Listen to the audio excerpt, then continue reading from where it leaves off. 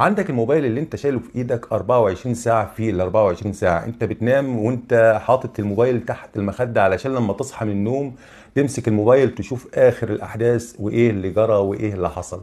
عالم الكيمياء المغربي الفرنسي بشير اليزمي تم اعلان انه يقدر يدخل الليثيوم في البطارية بحجة ان الليثيوم يزود عدد ساعات استخدام الموبايل، او ان كان في اي جهاز تاني في جواه بطارية فيها ليثيوم فبيزيد عدد ساعات الاستخدام. مادة الليثيوم قوية الانفجار. احيانا مر على ناس ان هم حطوا الموبايل بتاعهم على الشاحن فرقع من غير اي سبب لتعرضوا لشحن زيادة من الكهرباء. والليثيوم عن بعد تقدر تفجر الموبايل او اي شيء يستخدم فيه الليثيوم. الليثيوم ده بيدخل في صناعة القنبلة النووية والقنبلة الهيدروجينية، ويستخدم في المحطات